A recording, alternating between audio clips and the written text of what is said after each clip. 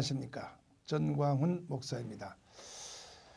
어느 국가든지 그 국가의 설립이나 국가가 만들어지는 그 과정 얘기들이 다 가지고 있습니다. 그리고 자기 국가에 대한 설립 이념이나 그 자부심을 국민들이 다 가지고 삽니다. 그러나 오늘날 대한민국의 현실을 보면 이 대한민국의 건국의 혜택을 5천만 국민들이 정말 절정으로 누리고 있지만은 건국의 과정이나 그 건국의 비밀에 대해서는 많은 분들이 관심을 가지고 있지 않습니다. 지난 시간에 이어서 오늘은 이승만 대통령의 건국 과정에서 건국을 방해한 4대 세력 조선인민위원회가 있었다고 말씀을 드렸습니다. 두 번째는 그 상해의 김구 임시정부 세력이 이승만의 건국을 방해해 놓았던 것입니다. 그리고 또 한민당이라고 하는 당이 있었습니다. 그러나 그 세 개는 그 어떤 사람이든지 다 해결할 수 있었을지 몰라도 미소 공동회의라고 하는 이 미국과 러시아, 소련이 하나가 된 미소 공동회의는 참으로 넘기 어려운 이건 어려운 주제 중에 하나였습니다. 이승만 대통령도 역시 미소 공동회의의 그 건국의 방해에 대해서 이승만 대통령은 많은 고통을 겪게 되었습니다. 말하자면 미소 공동회의는 한반도의 그 원폭 이후에 세워지는 한반도의 국가를 미소를 중심한 남북 좌우 합작 정부를 세우기를 강요했던 것입니다. 그러나 이승만 대통령은 그것은 곧 남한을 북한과 소련에 넘겨주는 수단과 방법의 하나인 것을 이승만 대통령은 알고 있었기 때문에 결사적으로 이승만 대통령은 그것을 저지하였습니다. 그리고 반대하였습니다. 그래서 미소 공동회의를 이것을 제압한다고 하는 것은 이승만의 건국 과정에서 사람으로 할 수 없는 초월한 그야말로 전 세계 이 건국사에서 볼 수 없는 어려운 과정 중에 하나였습니다. 그래서 이승만 대통령은 미소 공동회의를 이걸 어떻게 제압하느냐 하는 방법으로 한반도의 국가 설립이나 한반도의 이 국가를 세우는 과정이 미국과 소련이 주도하는 미소 공동회의에 거기에 둘 것이 아니고 이 주제를 유엔으로 옮기는 것을 이승만 대통령은 추진을 하게 되었습니다. 그 이유는 미소 공동회의에다가 그대로 두면 우리나라가 공산주의가 될 것이 뻔하기 때문에 이 미소 공동회의를 제압하는 방법 중에 하나로 주제를 한반도의 주제를 유엔으로 옮기는 데 성공을 하게 됩니다. 미국에 있는 임병직과 중앙대학교 설립자 이명신 그 권사님을 통하여 어찌하든지 이 한반도의 문제를 미국과 소련에다가 둘 수 없고 이것을 이제 갓 태어난 유엔 총회로 이 주제를 옮기기 위하여 최선을 다했습니다. 이승만과 함께 더불어 임병직과 또 이명신 그 외에 또 여러 이승만을 도왔던 건국의 여러 분들이 협력하여 유엔으로 이 주제를 옮기게 된 것이 대한민국이 건국되는 결정적인 사건이 되었던 것입니다. 그때 유엔은 1차 세계대전 이후로 국제연합이란 기구가 있었지만은 그것은 그 후에 잠시 그 존재하다가 없어졌고 새로운 국제기구인 유엔이 만들어진 지가 그때 얼마 되지 않았습니다.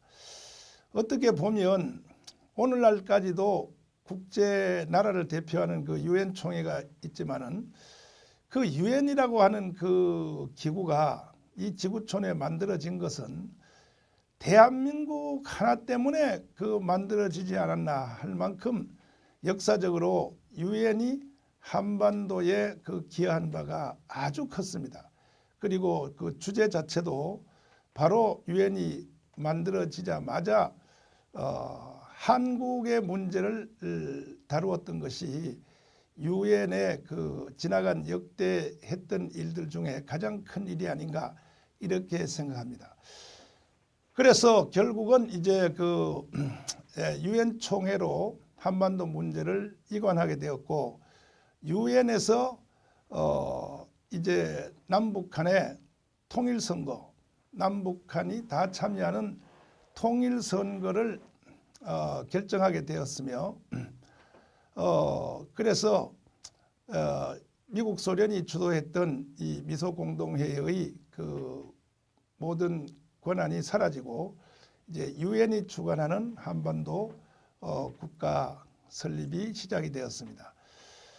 그때의 이승만 대통령은 그동안에 구축했던 세계적인 여러 사람들의 인맥을 통하여 중국의 장개석 총통이나 또 미국의 루스벨트나 그 후에 미국의 3대 대통령 트루만 대통령, 아이젠하워 이런 그 막강한 인맥을 또 영국의 윈스턴 처칠이라든지 이 막강한 이승만만이 가지고 있는 그 인맥을 통해서 유엔이 관할하는 한반도 그 통일 그 한반도의 국가 설립 총선거를 실시하도록 유엔으로부터 이게 결의가 되게 한 것은 정말 이승만의 외교에 탁월한 이승만 외교의 정점을 찍는 사건이라고 할 수가 있습니다. 그래서 유엔의 결의하에 남북한 이제 동시선거를 결정을 해서 유엔 선거감시단이 한국에 오게 되었죠. 그러나 그때에 북한의 이제 김일성은 일찍 벌써 소련의 그 뒤에 사주를 받아서 북한의 단독 정부를 이미 설립을 했던 것입니다. 그래서 그때도 남북한 인구의 비례를 볼 때에 남한이 절대 숫자가 많고 북한이 숫자가 적었죠. 그래서 북한이 남북한 동시선거를 거부하게 되었습니다. 그러자 이승만 대통령은 이 남북한 동시선거가 또 좌절된 것을 보고 유엔에 다시 그러면 이와 같은 상황에서는 어떻게 하면 좋겠느냐 하는 문제를 제기해서 유엔으로부터 그러면 남한의 단독 정부를 남한의 단독 선거를 결의한 것이 아니고 오늘날 그 좌파 쪽에서 많은 사람들이 이승만 대통령이 그 남한 단독 정부 수립을 주도했더라고 이렇게 비방하지만 사실은 그렇지 않습니다. 남한 단독 선거가 아니고 남북한 그 중에서 선거를 할 수 있는 가용 지역입니다. 가용 지역. 선거를 할 수 있는 지역을 먼저 선거를 하고 그 후에 여건과 환경이 되면 나머지 선거도 한다 하는 그와 같은 개념으로 유엔이 주도하는 가용 지역의 선거를 먼저 결의를 받아서 1948년 5월 10일 우리나라가 탄생되는 50선거를 이제 진행하게 되었습니다. 그러자 이제 미소 공동회의를 통해서 남북한을 다 공산주의로 만들려고 했던 북한이 또 좌파들이 좌익들이 자기들의 뜻이 무산된 줄을 알고 그때부터 이 유엔이 주도하는 가용한 지역의 50선거를 방해놓기 위하여 수단과 방법을 가리지 않고 이승만을 타도하기 시작했습니다. 그래서 그때 밑바닥으로 숨어 있었던 남노당들이 다시 일어나서 50선거를 반대하게 되었고 50선거를 반대하기 위해서 대구의 28 폭동 그리고 제주도 4.3 폭동이 일어나게 되었습니다.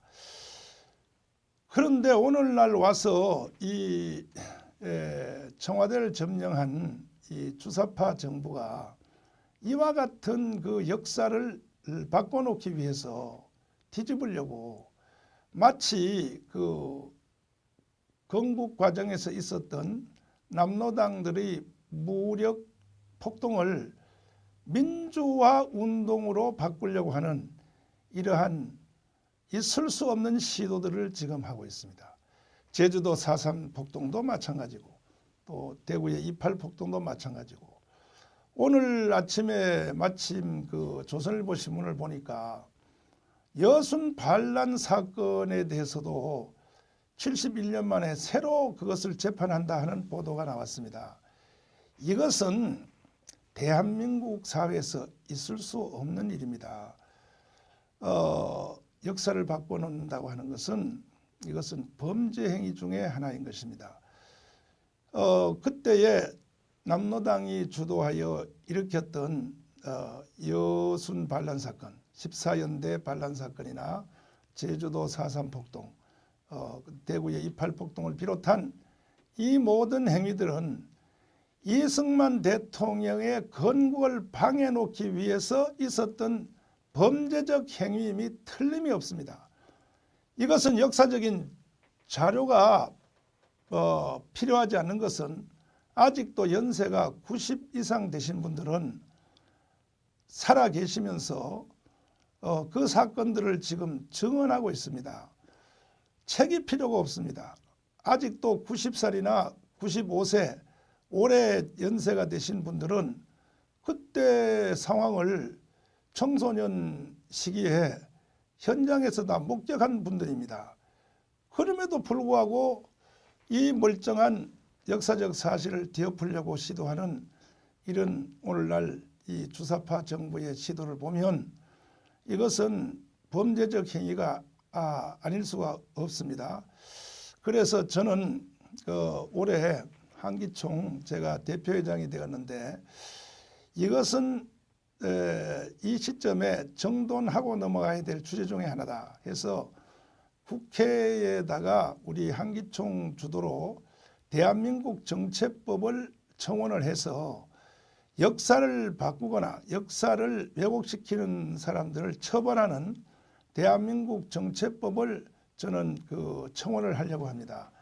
그리하여 후손들이 앞으로 대한민국 국민들이 거짓 역사에 속지 않도록 미리 이것을 사전 대비해야 될 것으로 생각이 됩니다. 제가 지금 계속 말씀드리는 이 대한민국의 건국의 비밀 또 건국 과정에 대한 말씀은 방송으로 이렇게 큰 줄기를 말씀을 드립니다만은 제가 이승만의 분노라고 하는 책을 제가 엮었습니다. 이 책은 건국과 이승만에 관한 책의 38권의 책을 하나로 편집을 해서 만든 책입니다.